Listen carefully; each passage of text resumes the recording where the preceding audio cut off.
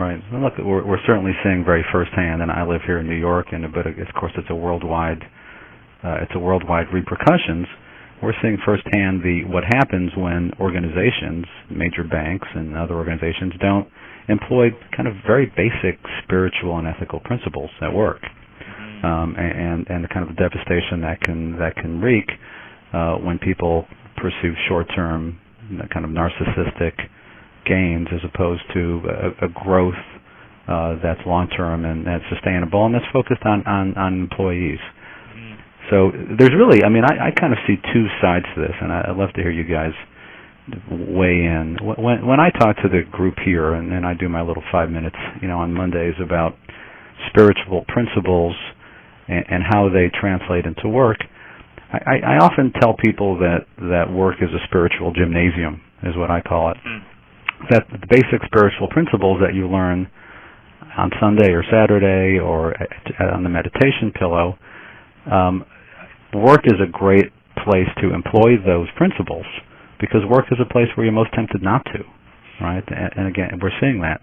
So there's one way in which spirituality is employed at work as a way to bring more control in a way to the environment that's sustainable and that's meaningful to people. But there's also a way in which work itself is inherently meaningful. So you can find meaning at work or find meaning in work, if that makes sense in that way. And so you're talking, I think, Vince, about the idea that spiritual principles applied to the workplace create not only a better work environment, but create businesses that are, in the long term, more profitable, better places to work at, and better for the world. Imagine, just to... you mentioned the banks and investment houses in New York or in the States, which participated to a great extent in this economic downturn or problem. There were stories that I saw in the media where a number of leaders of those organizations actually admitted that they didn't really know what was going on. They didn't really know what the kind of products their banks were selling or investing in really meant and what the risk was, et cetera, et cetera. So you think, well, maybe that's just because they're the leaders and they don't need to be involved in the details. But I suspect at some level it was because it wasn't an environment where people could have an honest, open conversation about what was really going on. How do we know, for example, that the products we're selling are the right products, that we really understand them, that our customers, are really going to benefit from them?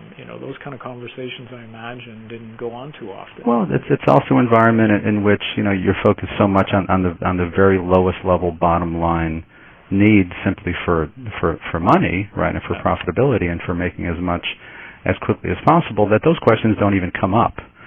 And they're not fostered from the top down. That let's look at our products and our services and see if they're aligned with a higher goal and a higher mission that we as an organization believe in. Yeah. And if that message isn't pushed down, people are not going to even stop to ask those questions. That's right. Yeah. For me, Alan, the term that I've been using more and more lately is the term enrichment. That we've been focused on the one aspect of enrichment, which is the financial, but there's other aspects which for me are, I think, more primary and just as or more important. That is meaning, purpose, ethics for sure, morality, faith, connection, belonging, community, our purpose not only as a company who we're serving, but the world as well. All those kinds of questions that you and I have talked about in this new notion I'm also building of what I'm calling the new prosperity, where these kinds of conversations could be endemic and required as part of what it means to be at work.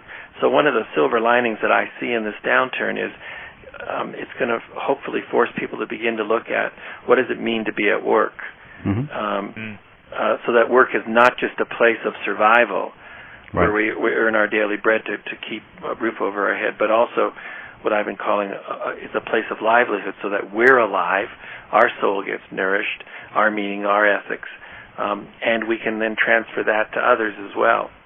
And I think what Vince, what you said earlier is basic, and you were in the business world as am I. Basic business practices and the matrices that are being followed by people who document this really tell us that companies that employ those principles ultimately do, their bottom line is better. That's right. And is healthier and is certainly more sustainable. That's right. And it also, if you look at the people coming into the workforce now, the early 20s, even up to the 30s, they're asking much different questions that people of our age group did. They're wanting much more meaning at work. It has to be relevant. It has to be making a difference. Right. They don't see me being in this company for the rest of my life. They're just as happy to leave if another company offers them not necessarily more money, but something that's more satisfying in terms of their own growth. Right, and they have more integrated lives, mainly because of technology. Right, they're always in communication, and so the distinction between social life, personal life, spiritual life, business life is very blurred, especially for this younger generation, and they're not willing to compartmentalize the way, Martin, that people of our generation were. We could leave part of ourselves at home, go to work, and then regain it when we returned. And this generation is not willing to do that. Yeah, the notion of leaving your soul at the door when you enter the workplace is as you said, is not. They're not going to do it. And I did a talk in Tucson recently on spirituality and work, and there was one young woman in the room, and she said, "Look, I just don't work after 5. That's it. I mean, my boss has asked me, but I just don't do it." And she wasn't being, narcissistic or, it was just, this is my boundary. Right. That's it. Yeah, it's very healthy. I found it was very healthy, and so we all know that. So now, what recruiters I've been reading legal firms and accounting firms, especially, where you came in and worked 1,000 hours a week, for 50 cents or whatever to get your foot in the door to become partner. Yeah, been there. They realize that just is no longer. It's collapsing. Well, it is collapsing, and I tell my staff, boy, if you're working more than 50 hours a week, I'm not going to let you do that because it's not good for you. It's not good for the business. You're not doing your best, and you're eventually going to resent it, and that clearly isn't the best thing for us. Yeah. So we're now taking, in a sense, a stand in this business school, the Sobey School of Business, saying there are other aspects to work that we want to engage with.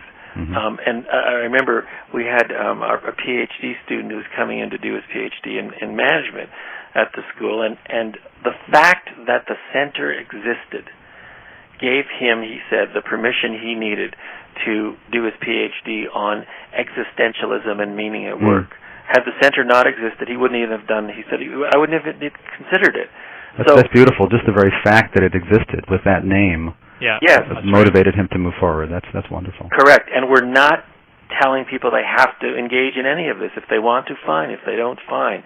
And so just the fact that we're there, and I remember when we started the center years ago, the then dean, who did approve the center, interestingly enough, said, "Can't we call it the Center for Workplace Values?" And I said, "No, it's got to be called the Center for Spirituality in the Workplace because that's what it's about, and it's got to be global in its nature because that's what it's about." And to his credit, Al Mikiak, he got that and was very supportive. And so they're now doing research and conferences and all the academic stuff, but deeper than that, I'm beginning to see. We have the president of the university on our board. He came on board. That there's an interest in this being in this topic being present in business schools. Recently, the Sam Walton School of Business at the University of Arkansas, John Tyson from Tyson Foods and the Walton Foundation each gave $2 million, Alan, to establish the John H. Tyson Chair in Faith and Spirituality in the Workplace. And our friend Judy Neal has just accepted that chair position. And Princeton just has a new Center for Faith and... No, it's called the Faith and Work Initiative with David Miller. And our good friend David Miller. Yeah. David Miller and Andre Delbecq out in California, Center for Spirituality and Organization. So it's beginning. This notion is beginning. Britain has got some interest in this.